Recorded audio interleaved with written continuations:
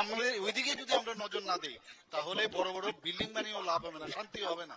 কারণ এটা তো গেলে একটা দিক। Law and order, for example আমি বলছি, ল এন্ড অর্ডার যদি আমাদের ত্রিপুরাতে ঠিক না হয় তো কেউ বাইরের থেকে আসবে না এখানে। আমি বহু জায়গার মধ্যে আমার কথা হয় যে আমাদের ফুটবল, যে এবার আমাদের ট্যুরিজম মিনিস্টার এখানে আছেন, উনি আপ্রাণ চেষ্টা করছেন ট্যুরিজমকে এখানে বাড়ানোর জন্য।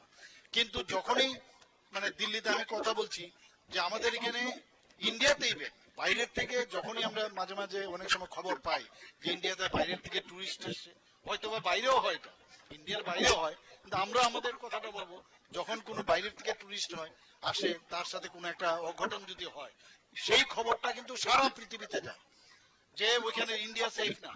সিমিলারলি ত্রিপুরাতেও আমরা চিন্তা করবো যে মানুষ যখন বাইরের থেকে আসবে, সেফ জোন, সেফ এরিয়া, তাহলে মানুষ আসবে।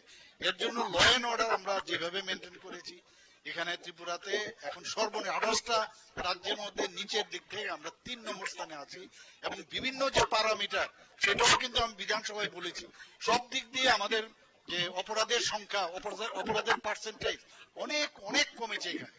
হয়তো এক দুটো ঘটনা হয়েছে, সেটা আরেক দিক, কিন্তু এই ঘটনাকে আপনি যদি টিভি স্ক্রিনে দেখেন ভারতবর্ষে বা পৃথিবীর সমস্ত কান্ট্রিতে, দেখবেন বড় বড় ডেইলি ঘটনা ঘটছে। আমাদের এখানে ছোট জায়গা হওয়াতে কি একটা ঘটনা বলি এখানে আইনের মানে শাসন নেই ইত্যাদি বলতে থাকে, কিন্তু আপনার ডাটা দেখতে হবে, পার্সেন্টেজ দেখতে হবে। এখানে আজকের যে ট্রাফিক এর যে সমস্যা হচ্ছে, এখানে দুর্ঘটনা হচ্ছে, তো আমি আশা করি এই যে আজকে একটা সেন্টার এখানে হলো আমাদের ট্রান্সপোর্ট ডিপার্টমেন্টে, সেটা কিন্তু আমাদের জন্য, এবং এই জায়গাগুলো যে ব্ল্যাক স্পট বলা হয়, ব্ল্যাক স্পট জোন, সেইগুলোর মধ্যে আমরা আরো বেশি নজরদারি করতে পারবো এই যে ইনস্টিটিউটটা হচ্ছে। তো আমরা চেষ্টা করছি স্কুলের বিষয়ে, আমি যেখানে যাই আমি বললাম হচ্ছেটা কি, আগে কি হয়েছে আমি বুঝি না, সব জায়গায় গিয়ে দেখি একটা বাউন্ডারি নেই, টিনের সে ছাদ, মানে টিন দেওয়া, সে পুরনো। তা আমাদের পক্ষে তো সুবিধা হতো, 35 বছরে যদি কিছু করে যেত, তাহলে আমরা দেখছি যে আমাদেরও আরো 35 বছর লাগবে যদি ঠিকঠাক করতে হয়। তো বহুত আমরা করছি, যেখানে বাউন্ডারি নেই বাউন্ডারি দিচ্ছি, ক্লাসরুম নতুন করে করছি। তো আমরা চেষ্টা করছি যে মানুষের যে এই যে ইজ অফ লিভিং যে ব্যাপারটা বলছি, সেটা আমরা আগামী দিন আমরা নিশ্চয়ই করব। ওদেরকে ভোকেশনাল ট্রেনিং এর ওইখানে ব্যবস্থা করা হয়েছে। এবং আমি আশা করি যারা ফ্যামিলির, আমি বলবো যে বহু জায়গার মধ্যে আমি যখন ইলেকশনের সময় ডোর টু ডোর গেছি বিভিন্ন জায়গায়, সেখানে বহু জায়গার মধ্যে মা বোনরা বলছে আমাদের ছেলেদেরকে বাঁচান, ভোট আপনি নিন, কোনো অসুবিধা নেই, কিন্তু আপনি কাইন্ডলি আপনি ছেলে মেয়েদের বাঁচান। কিচ্ছু কন্ট্রোল থাকে না, একেবারেই কন্ট্রোল থাকে না। তো ওদের পেইনটা আমরা বুঝি। আমার বাড়িতেও যখন এই ধরনের ঘটনা হবে, সেই পেইনটা আমার থেকে বেশি কেউ বুঝবে না। আমরা চেষ্টা করছি, এখানে সাংবাদিক বন্ধুরা আছে, তাদেরকে আমরা বলবো যে আরো বেশি এর জন্য আপনারা প্রচার করুন, প্রসার করুন, যাতে করে এই যে আজকে এই যে বেদি, তার থেকে যেন আমরা মুক্ত হতে পারি। ঠিক আছে, চাকরির থাকবে না, চাকরির আমরা ব্যবস্থা করছি, একদিকে দেখুন চাকরির ব্যবস্থা করছি। বারবার আমরা বলছি এই গভর্নমেন্ট আসার পর সরকারি চাকরি 13,000-13,000-এর উপর আমরা দিয়েছি, এতে চাকরি দেই না এরকম না। আমাদের আউটসোর্সিং যদি আপনি দেখেন, আমাদের ডিআরডব্লিউ তে যদি দেখেন, প্রচুর চাকরি বিধানসভার মধ্যে বলা হয়েছে, চাকরি দিয়ে আপনি শেষ করতে পারবেন না। আমাদের এখন যারা কর্মসংস্থানের ব্যবস্থা করছে, এখানে আমার মা বোনেরা অনেকে আছেন, আপনারা দেখুন 4,000 মাত্র এসএনজির গ্রুপ ছিল, আর আমাদের এখন কত আছে, 56,000 আমাদের গ্রুপ হয়ে গেছে। আপনারা ভাবুন, এর মধ্যে প্রায় 4.5 যারা মহিলারা আছেন তার মধ্যে ইনভলভ হয়েছে। আমরা মহিলা সশক্তিকরণের কথা বলছি। ত্রিপুরাতে কিন্তু আমরা যা দেখাচ্ছি, সারা ভারতবর্ষের মধ্যে মানুষ বলছে না, ত্রিপুরা এমন একটা জায়গায় ওনারা আমাদের একটা মডেল স্টেট হিসেবে আমরা দেখাচ্ছি। রাস্তাঘাটের কথা বলেছেন, ন্যাশনাল হাইওয়ের কথা বলেছেন, ট্রেনের, আপনার যদি ট্রেনের কথা বলুন, এখানে তো বললাম 20টা ডোমের মতো, আমি নিজে কয়েকবার গেছি 20টা ডোমে।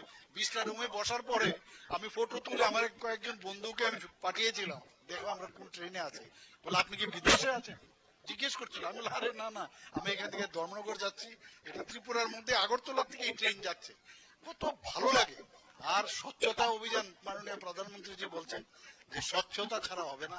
এবং আমি এবার ক্লাবের যে একটা মিটিং হয়েছে রবীন্দ্র ভবনে, আমি ওনাদেরকে বলেছি আপনারা তো ভালো লাইটিং করেছেন, ভালো প্যান্ডেল বানিয়েছেন, এর জন্য পুরস্কার পেয়েছেন, আমি ওখানে মেয়র সাহেবকে বলেছি আপনি আরেকটা খুলুন, যে আপনার এরিয়ার মধ্যে যদি ড্রেনের ইত্যাদি জায়গায় পরিষ্কার পরিচ্ছন্ন থাকে তার জন্য প্রাইজ আমরা দেব প্রতি বছর, তার একটা ব্যবস্থা করুন, আমি আপনাদেরকে সাহায্য করবো। কারণ আমরা কিন্তু চলে যাই ড্রেনের ভিতর গিয়ে দেখবেন ওই সমস্ত মাদক দ্রব্যের সে বোতল পড়ে থাকে, অনেক সময় আবর্জনা পড়ে থাকে, ঘর থেকে বেরিয়ে ফেলে দেয় ড্রেনের ভিতরে। তো এর জন্য একটা মানে নিজের যে বিষয় সেটা কিন্তু আমার মনে হয় যে সবার বলা উচিত। সমস্ত রাস্তাঘাট যদি পরিষ্কার, আমরা তুলনা করি অন্যান্য দেশের সাথে, ছোট ছোট কান্ট্রিতে আমরা যাই কি সুন্দর লাগে, আরে পরিষ্কার করতে কি পয়সা লাগে, এটা তো আমি ইচ্ছে করলে আমি পারি। নিজের জ্ঞান বৃদ্ধি করার জন্য কি সমস্যা, আমার যদি নিজের জ্ঞান বৃদ্ধি আমি ইচ্ছে করলে আমি বাড়াতে পারি। পড়াশোনা এটার জন্য তো কেউ বলতেও হয় না, কাজে নিজের ভিতরেই সব আছে, নিজেরাই যদি আরো বেশি সচেতন হই নিশ্চয়ই আমরা আগামী দিন এক ত্রিপুরা একটা মডেল স্টেট বানানোর যে চিন্তা সেটা নিশ্চয়ই হবে। আমি আজকের এই অনুষ্ঠানে আপনারা বসে আছেন অনেকক্ষণ ধরে এবং এই ধরনের একটা মানে এই যে প্রকল্পগুলো এখানে এখানে আজকে ফাউন্ডেশন লে হলো এবং এখানে যে ভূমি পূজন হলো, আপনারা উপস্থিত থাকার জন্য হার্দিক অভিনন্দন শুভেচ্ছা জানিয়ে আমি আমার বক্তব্য শেষ করছি। নমস্কার, জয় হিন্দ।